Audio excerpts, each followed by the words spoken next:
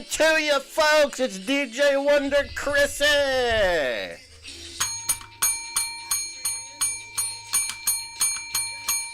Wish I had a cowbell, folks. Wish I had a cowbell.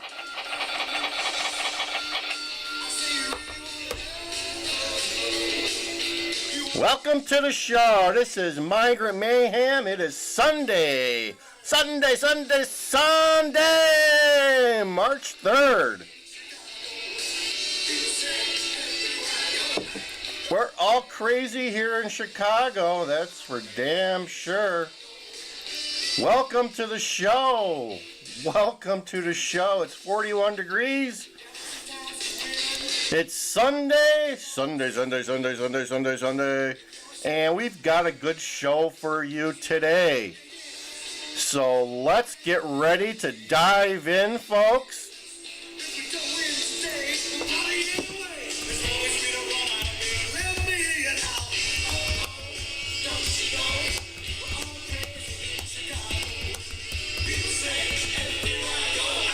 We're all crazy in Chicago, folks. We're taking you back to 1985.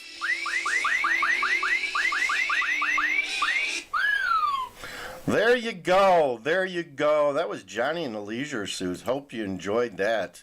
We're all crazy in Chicago, and yeah, the migrants are making people think twice. Yeah, let's hop into this video from Fox News New York, where they're talking about what's going on in Boston and Chicago. They got Cata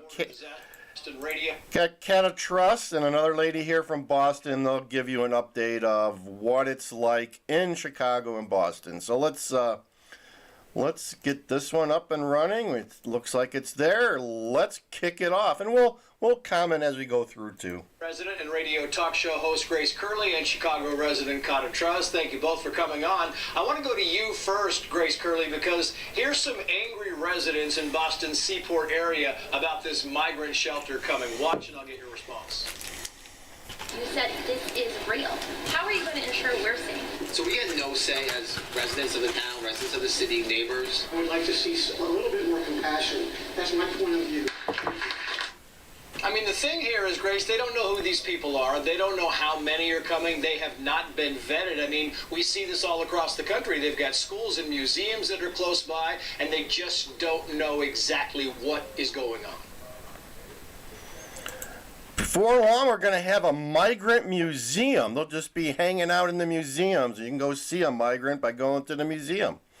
Wouldn't that sound like a good idea? Yeah, you're absolutely right, Trace. It's a safety issue, and I think that that's what a lot of people are trying to relay to their elected officials, and you can feel the frustration and you can feel the panic from a lot of these politicians, especially here in Boston, because obviously they're Democrats, they're dealing with outspoken constituents who are very unhappy, and they can't really give them any sort of strategy because the White House doesn't have a strategy.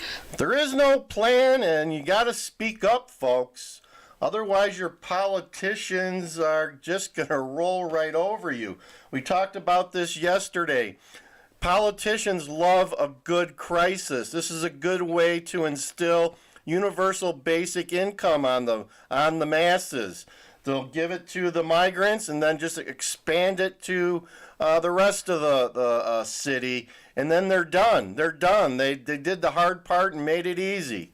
So all they can really tell people right now is we understand your frustration and we're not Donald Trump. And that's not doing anyone any good. If it was Donald Trump, we would have this problem solved. I can guarantee you that.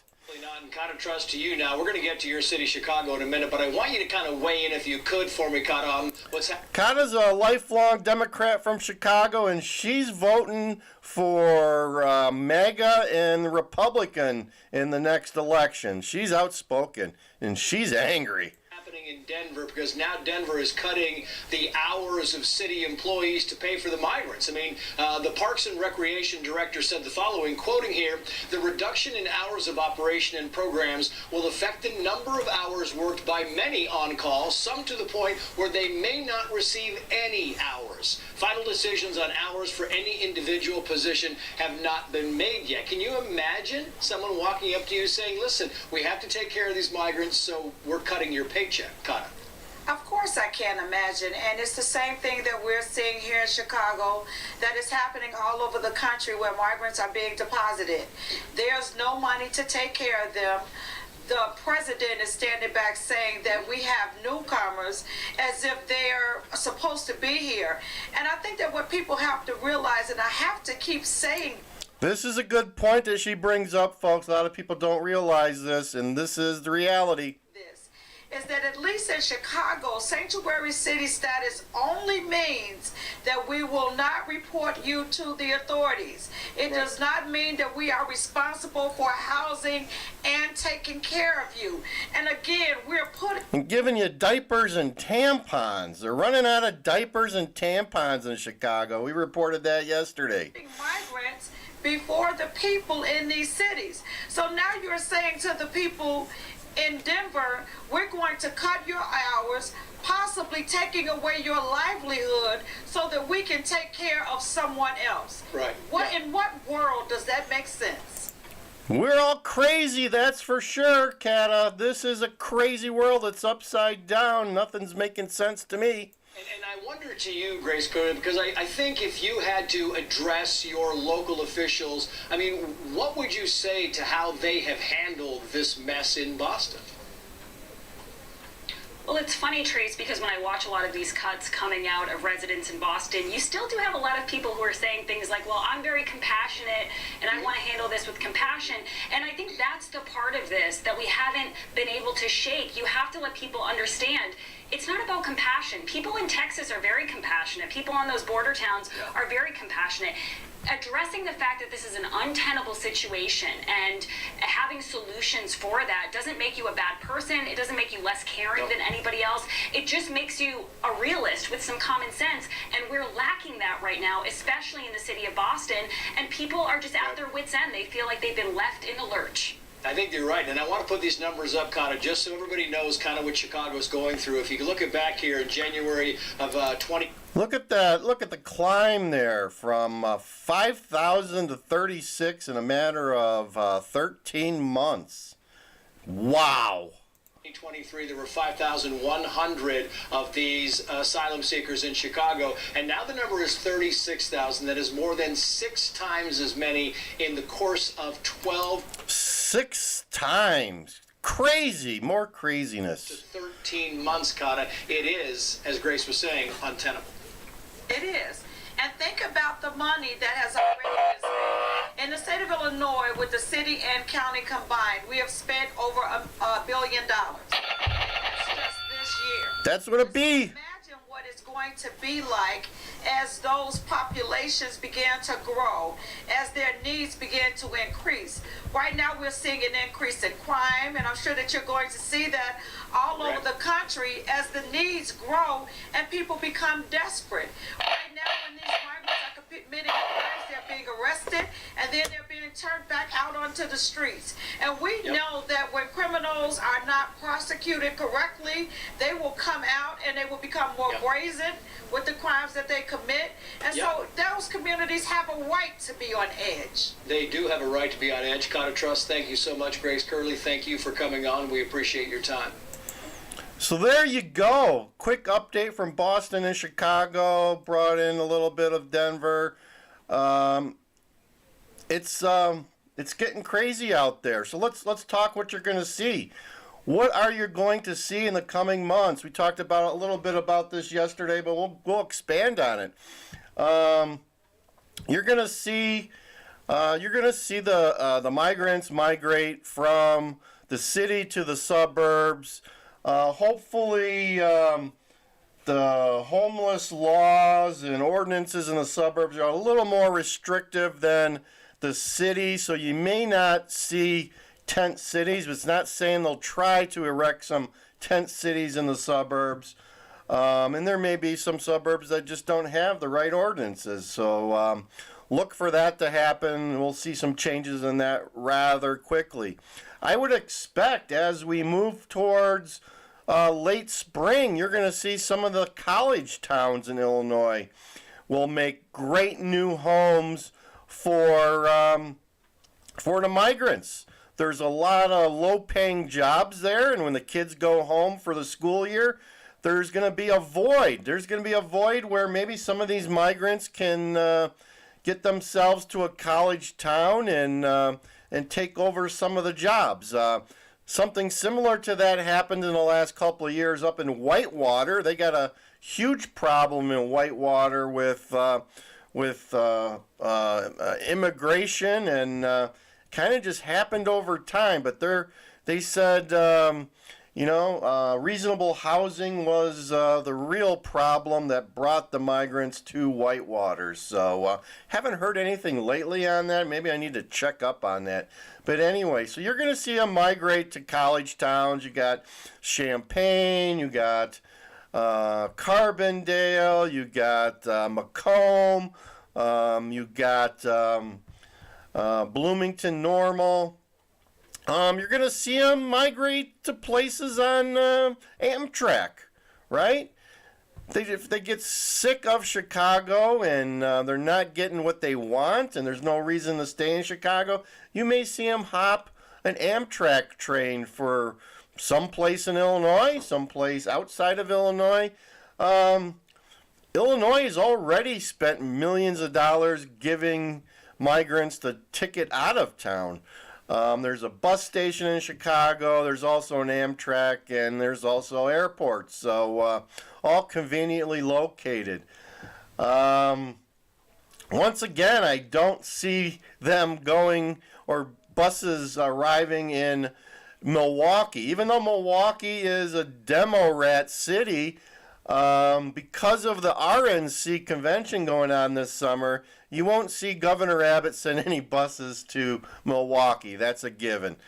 We may see some more buses here in Chicago. There hasn't been many reports of buses in Chicago. I think I saw a report where Denver's getting 20 to 30 migrants per day recently.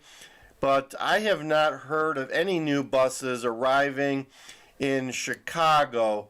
Now that they've closed down the border at Eagle Pass, Governor Abbott really doesn't have a lot of migrants to bus out, so I think he's slowed up on that. Probably a lot of these people are staying in detention centers. The government FEMA-style detention centers in Texas, because there's no need to release those people, right? As the influx slows, you don't need to make room for them. So now the detention centers are working a little bit better, but we still have a massive influx in Arizona and San Diego, and I'm not sure where those people are going. They're dropping them off in the cities left and right in the San Diego area. It's just a matter of time before we start seeing some nasty reports of all sorts of crime and filth, and cities being overrun in California. So, and we probably should check back with our buddy Adam Clapp, who is in Lukesville, Arizona. He's on the Arizona border quite a bit. We should check with him and see what we got. Let me take a quick look, see what Adam has out there. Haven't seen anything recently, so let's see here. Now, it's been 2 weeks since we've got a report from Adam, and things are quiet on his front, so we'll bring you more from Adam when it happens. Where are we at in this? We are at 14 minutes. Let me share with you, we're going to honor one of our personalities here, Susie Q. It's her birthday. And I want to play a trailer that we did for her channel, Susie Q Slots. Check out Susie Q Slots channel. If you're into gaming and you want to get more for your money, check out Susie Q Slots. So let's look at her intro or trailer for her channel and check it out if you got some time. How you doing over there? Heard somebody's up.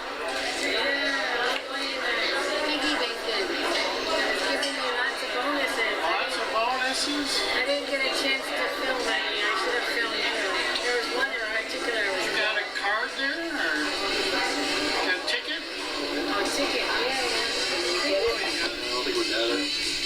We'll start it again. We're here at Buckingham's Steakhouse. That looks good. And we got the Chateaubriand. Oh yeah. That's for two. We split it for two. Happy birthday, Susie Q. Wonderful birthday dinner. It's my birthday this month, so it's a birthday dinner. And we got a bottle of Pinot Noir wine. Can't go wrong with that. Look at that dessert. To die for, folks. Chateaubriand and tiramisu. Special wine by the glass. A little pricey, but I'm sure they're pretty good. More Bernays. Oh, the Bernays sauce arrives. I'll take a couple. I'll get a couple for you. Oh, okay. Thank you. There you go, Bernays. We've got some Bernays sauce. Oh, nice and warm, freshly made. This is Chateaubriand. You cannot get it at too many. It's not offered in a lot of places anymore. Buckingham Steakhouse in Elgin at the Grand Victoria Casino. Wonderful dinner.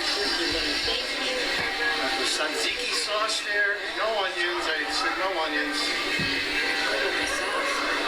If nothing else, she eats rather well, folks.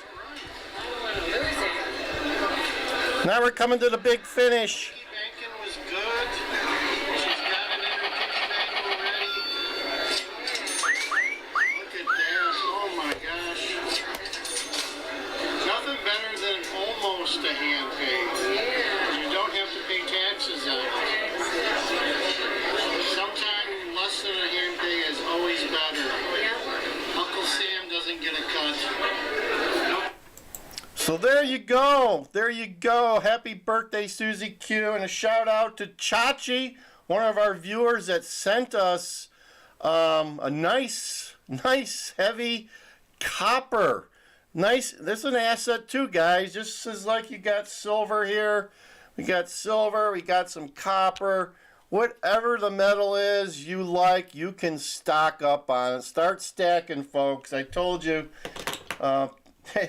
NYCB, check out that video. They're having some problems. It's going to be an interesting week in the banking sector come Monday. So watch out, folks. There are going to be some more banks going under. That's all we have for you today. DJ Wonder Chrissy, like, share, and subscribe. Shout out to the last incarnate guy from Denver. Thank you for the tips you got out there. And keep like, sharing, and subscribing. This is Migrant Mayhem. I am Land Cruiser Midwest. Like, share,